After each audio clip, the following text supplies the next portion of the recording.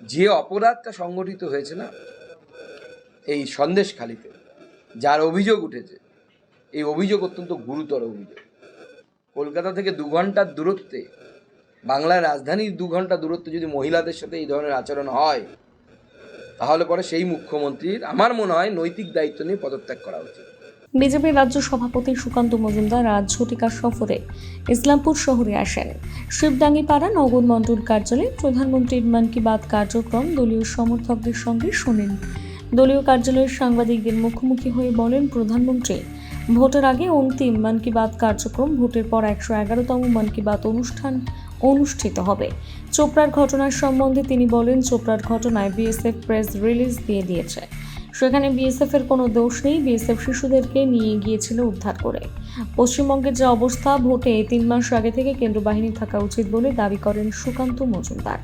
অবাধ শান্তিপূর্ণ নির্বাচনের দাবি করেন তিনি এবং তিনি বলেন এই দায়িত্ব নির্বাচন কমিশনের। সন্দেশখালির ঘটনায় নৈতিক দায়িত্ব নিয়ে মুখ্যমন্ত্রীর পদত্যাগ করা উচিত বলে দাবি করলেন সুকান্ত মজুমদার। দেশের প্রধানমন্ত্রী ভোটের আগে, লোকসভা ইলেকশন চলে এসছে, ভোটের আগে অন্তিম মন কি বাত ছিল। ভোটের পর 111 নম্বর মন কি বাতে উনি আবার আমাদের সামনে প্রধানমন্ত্রী হিসেবে আসবেন।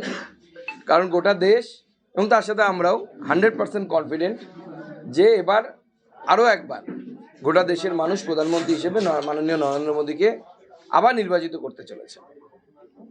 একদিকে বিরোধী দলগুলোর ইস্যু হচ্ছে সন্দেশখালী, এই মুহূর্তে হট কেক বলা চলে নিউজে। অন্যদিকে চোপড়াতে 4 শিশুর প্রাণ গেল, বিএসএফ কে দায়ী করছে ক্ষমতাসীন তৃণমূল কংগ্রেস। কে বলবেন?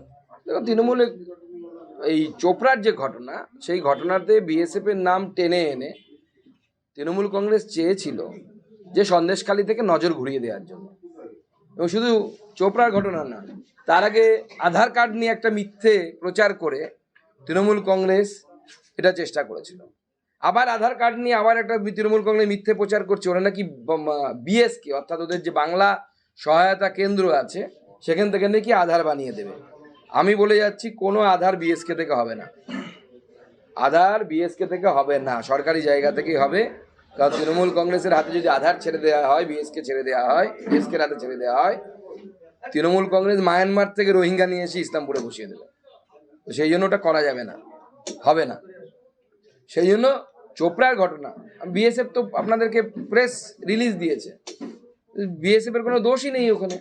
বরঞ্চ শিশুরা জানাজানি হওয়ার পর যে 4 জন শিশু মারা গেল, অত্যন্ত দুঃখজনক ঘটনা, তাদেরকে নিয়ে বিএসএফ এর অ্যাম্বুলেন্স গেছে, বিএসএফ সহায়তা করেছে তাদেরকে অ্যাম্বুলেন্স নিয়ে যেতে। মহামহিম রাজ্যপাল এসেছেন, 1 লাখ টাকা করে পরিবারকে দেওয়ার ব্যবস্থা করেছেন তিনি। তো আমাদের সহমর্মিতা, সংবেদনশীলতা আছে, কিন্তু দুর্ঘটনা ঘটেছে, বাচ্চারা খেলতে গেছিল, মাটি পড়ে গেছে। দাদা, মার্চ মাসেই প্রথম ভোটের আগেই কেন্দ্রীয় বাহিনী ঢুকছে, এই বিষয়ে কি বলবেন? না, কেন্দ্রীয় বাহিনী তো মার্চ মাসে কেন, আমি তো বলবো ভোটের 3 মাস আগে থেকে থাকা উচিত। পশ্চিমবঙ্গের যা অবস্থা, গোটা ভারতবর্ষে কতগুলো রাজ্যে ভোট হয়ে গেল, আমরা প্রায় 3-4টে রাজ্যে ক্ষমতায় এলাম। শুনেছেন একটাও কথা যে কোথাও পোস্ট পোল ভায়োলেন্স বলে কিছু হয়েছে? আর এখানে দেখুন, ভোটের আগে থেকে ধমকানি চমকানি শুরু হয়ে যাবে।